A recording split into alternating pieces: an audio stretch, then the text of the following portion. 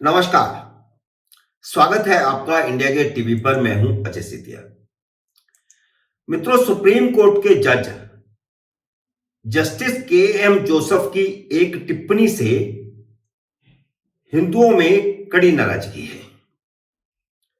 बल्कि यह कहें कि हिंदू समाज में हंगामा मचा हुआ है तो गलत नहीं होगा, क्योंकि हेट स्पीच पर हो रही सुप्रीम कोर्ट में बहस के दौरान उन्होंने हिंदुओं पर तो कड़ी टिप्पणियां की, लेकिन जब उनके सामने मुसलमानों की हेट स्पीचों का जिक्र किया गया तो उन्होंने यह कहते हुए उन नफरती भाषणों और बयानों का बचाव किया कि क्रिया की प्रतिक्रिया होती है। सिर तन से जुदा के नारों को भी वह शायद क्रिया की प्रतिक्रिया मानेंगे, जबकि हदीस की किसी घटना का जिक्र उनकी नजर में मुसलमानों के खिलाफ हेट स्पीच होगा। हेट स्पीच पर दायर एक मुस्लिम की याचिका पर सुनवाई के दौरान जस्टिस जोसेफ ने मुसलमानों का जिक्र करते हुए कहा कि भारत पाक बंटवारे के दौरान उन्होंने भारत में रहना कबूल किया था, इसलिए बात बात पर उन्हें पाक चले जाओ कहना संविधान के खिलाफ है। सवाल खड़ा होता है कि मुसलमानों ने क्या भारत में रहना इसलिए स्वीकार किया था ताकि वे हर साल रामनवमी के जुलूसों पर पथराव कर सके, हनुमान जयंती पर पथराव कर सके? क्या उन्होंने भारत में इसलिए रहना स्वीकार किया था कि फिर से भारत के बंटवारे की मांग करने लगे और 2047 तक भारत को इस्लामिक देश बनाने के लिए सशस्त्र विद्रोह की तैयारी करें? मदरसों में मुस्लिम बच्चों के मन में हिंदुओं के प्रति नफरत के बीज बोएं? स्वाभाविक है कि जब मुसलमानों को भारत में रहते हुए भारत माता की जय बोलने पर ऐतराज होगा तो उन्हें कहा ही जाएगा कि वे पाकिस्तान चले जाएं। देश प्रेम तो कसौटी होगा। जस्टिस जोसेफ की सुप्रीम कोर्ट में नियुक्ति के समय भी बवाल खड़ा हुआ था, क्योंकि कॉलेजियम ने प्रतिष्ठा का सवाल बनाकर उनकी नियुक्ति करवाई थी, जबकि मोदी सरकार उन्हें सुप्रीम कोर्ट का जज बनाना नहीं चाहती थी।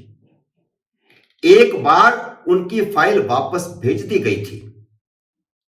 सरकार ने फाइल पर लिखे कारणों में एक कारण यह भी बताया था कि सुप्रीम कोर्ट में केरल मूल के 2 जज पहले से हैं, जबकि कम से कम 10 राज्य ऐसे हैं जहां से कोई जज नहीं है।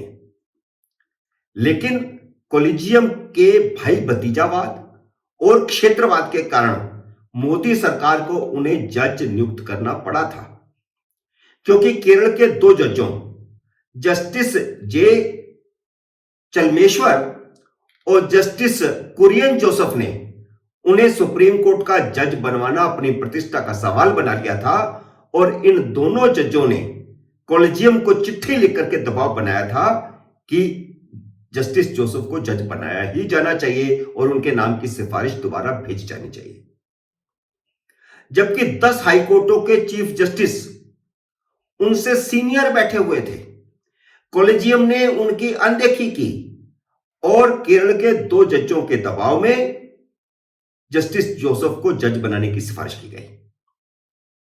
और ये वही जस्टिस के एम जोसेफ हैं जिन्होंने उत्तराखंड में लगाए गए राष्ट्रपति राज के फैसले को रद्द करके हरीश रावत को दोबारा मुख्यमंत्री बना दिया था। सुप्रीम कोर्ट में सुनवाई के दौरान जस्टिस जोसेफ की टिप्पणी हिंदुओं के खिलाफ टिप्पणी मानी जा रही है। उनकी इस टिप्पणी पर सॉलिसिटर जनरल तुषार मेहता ने कई बार ऐतराज किया। तुषार मेहता ने कहा कि हिंदुओं के खिलाफ भी लगातार द्वेषपूर्ण भाषण दिए जा रहे हैं, हेट स्पीच हो रही है। कोर्ट को इस मामले में सिलेक्टिव नहीं होना चाहिए। लेकिन जस्टिस जोसेफ ने मुस्लिम याचिकाकर्ता की याचिका को उचित ठहराते हुए कहा कि हर क्रिया की प्रतिक्रिया होती है। यानी वह हिंदुओं की टिप्पणियों पर आपत्ति जता रहे थे, लेकिन मुसलमानों की हिंदू विरोधी टिप्पणियों को क्रिया की क्रिया बतलाकर उनका बचाव कर रहे थे। क्या यह विशेष समुदाय यानी मुसलमानों की हेट स्पीच को उचित ठहराना नहीं है? अटॉर्नी जनरल ने जस्टिस जोसेफ को बताया कि केरल, उनके अपने गृह राज्य केरल, तमिलनाडु और बंगाल में हिंदू विरोधी भाषण हो रहे हैं, बयानबाजी हो रही है, ब्राह्मणों की हत्या करने की बातें कही जा रही हैं। क्या वे हेट स्पीच नहीं है? लेकिन जस्टिस जोसेफ इस पर चुप्पी साध गए। मित्रों, उम्मीद है मेरा ये विश्लेषण आपको पसंद आया होगा। इसे लाइक करिए, शेयर कीजिए और अगर आपने मेरे YouTube चैनल को सब्सक्राइब नहीं किया तो कृपया सब्सक्राइब कीजिए और घंटी का बटन भी दबाइए ताकि जैसे ही मेरा नया वीडियो आए आपको सूचना आए। मेरे नए वीडियो का करिए इंतजार। तब तक नमस्कार।